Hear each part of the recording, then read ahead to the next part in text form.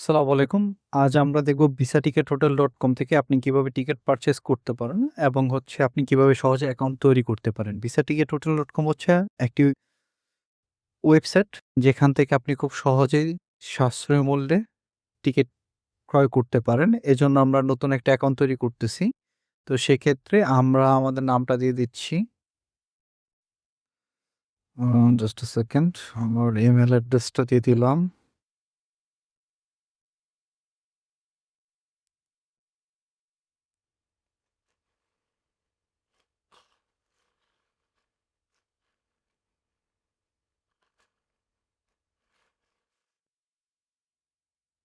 এবং আমরা কান্ট্রি কোডটা সিলেক্ট করব হচ্ছে বাংলাদেশ। আপনি পৃথিবীর যেকোনো স্থান থেকে তৈরি করতে পারেন। সেক্ষেত্রে আপনার অ্যাকাউন্ট এখান থেকে দিলেই হবে।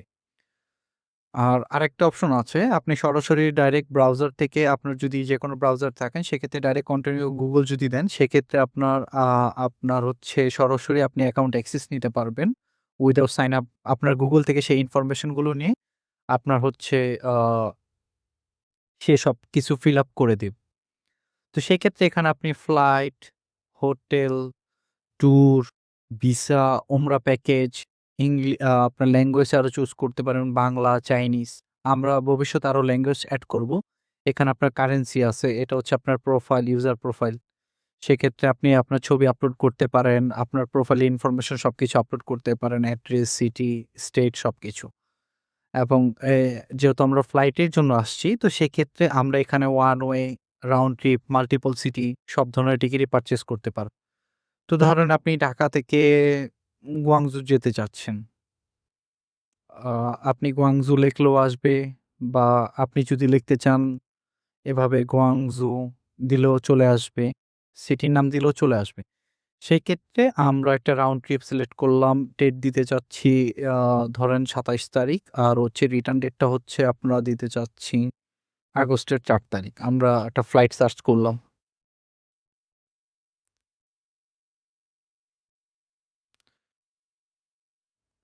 এখানে আপনার সম্পূর্ণ ফ্লাইট এখন পর্যন্ত ৫০ টা ফ্লাইট পাইছে। আমরা আরো বেশি পেতে পারি। সেক্ষেত্রে এখানে অনেক ফ্লাইট আছে। আমরা একটু অপেক্ষা করলে দেখতে পাবো কোন ফ্লাইট আছে। যদি সবচেয়ে সস্তা ফ্লাইটটা দেখতে চাই সেক্ষেত্রে চিপেস্টই এটা অটোমেটিক সিলেক্ট করা থাকে। আপনি যদি কোনো ট্রানজিট না চান বা সবচেয়ে দ্রুত ফ্লাইট চান সেক্ষেত্রে আপনার ফাস্টেস্ট ক্লিক করতে হবে। সেক্ষেত্রে সবচেয়ে ফাস্টেস্ট ফ্লাইট আপনার এখানে দেখতে পাচ্ছি চায়না সাউদার্ন এয়ারলাইন্স। এবং আমরা ২২৯ টি ফ্লাইট এখানে পেয়েছে। তো ধরেন আমরা বিমান বাংলাদেশের ফ্লাইটটাই নিচ্ছি। এটা কম প্রাইসে ভালো একটা সার্ভিস দিতে পারতেছে। সরাসরি ফ্লাইট।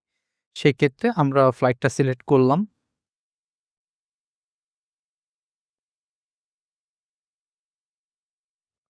এখন এখানে আমার ফ্লাইটের সব ইনফরমেশন চলে আসছে। আমরা ফ্লাইটের প্রাইস দেখতে পারতেছি টোটাল।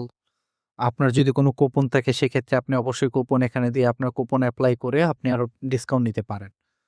তো এখানে ধরেন আমরা ফ্লাইটের ইনফরমেশন গুলো দিচ্ছি। আমার ডেট অফ বার্থ দিচ্ছি। সাপোজ আ এখানে আমরা যদি চাই আ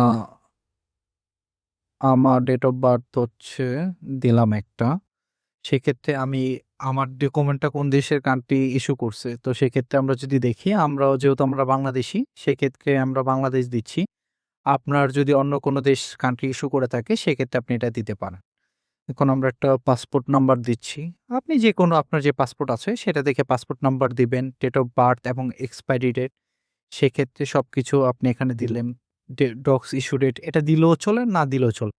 ইমার্জেন্সি কনট্যাক্ট এখানে এটা randomly দেওয়া আছে। সেক্ষেত্রে আপনি এটা নিজের মতন সেট করে নিতে পারেন অবশ্যই। এরপর আমরা যদি please fill the required field আচ্ছা সেক্ষেত্রে এখানে ইস্যুইং কান্ট্রিটা সিলেক্ট করা হয় নাই। দিয়েছিলাম বাট সে নেয় নাই। সেক্ষেত্রে আমরা সিলেক্ট করলাম বাংলাদেশ। এখন আমরা নেক্সট করতেছি। Booking flight have a validity book flight passport must be have minimum 6 month. আচ্ছা আমার পাসপোর্টের মেয়াদ আমি দিয়েছি ২০২৬ সাল। তো যার কারণে এটা নিচ্ছে না। তো সেক্ষেত্রে এটা আমরা যদি বাড়াতে চাই অবশ্যই পাসপোর্টের মেয়াদ দেখে নিবেন। আমি জাস্ট আপনাদের দেখানোর জন্য একটা randomly পাসপোর্ট একটা দিচ্ছি ইনফরমেশন। তো সেক্ষেত্রে আমরা যদি নেক্সট দেই, এখন আমাদের এটা নিয়ে নিবে। আচ্ছা, এক্ষেত্রে আমাদের যে প্রাইসটা আছে, প্রাইসটা আপনি দেখতে পারবেন আপনার ফ্লাইট ইনফরমেশন গুলা, আপনার ডিপার্চার, আপনার রিটার্ন, আপনি এখানে ইনফরমেশন আপনি চাইলে এটা বুকিং অবস্থাও রাখতে পারেন। সেক্ষেত্রে আপনি যদি চান এখনই পেমেন্টের টিকেটটা ইস্যু করতে, সেক্ষেত্রে এসএসএল এর মাধ্যমে আপনি পেমেন্টটা ইস্যু করতে পারেন। আর আপনি যদি চান সেক্ষেত্রে ব্যাংকে পেমেন্ট করতে চাচ্ছেন, ব্যাংকে পেমেন্ট করে টিকেটটা হোল্ড করে রাখতে চাচ্ছেন, সেক্ষেত্রে আপনি যদি হোল্ড বুকিং দিয়ে থাকেন, সেক্ষেত্রে এখানে টিকেটটা হোল্ড হয়ে যাবে।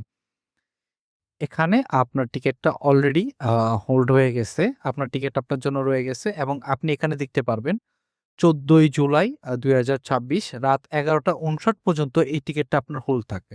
এরপর যদি আপনি পেমেন্ট না করেন, এই টিকেটটা অটোমেটিক্যালি ক্যানসেল হয়ে যাবে। তো সেক্ষেত্রে আপনার কোনো টেনশন নেই।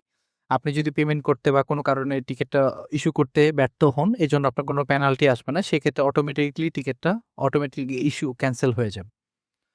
তো আপনি যদি মেক পেমেন্ট অপশন সিলেক্ট করেন, এখানে কয়েকটা ব্যাংক আছে।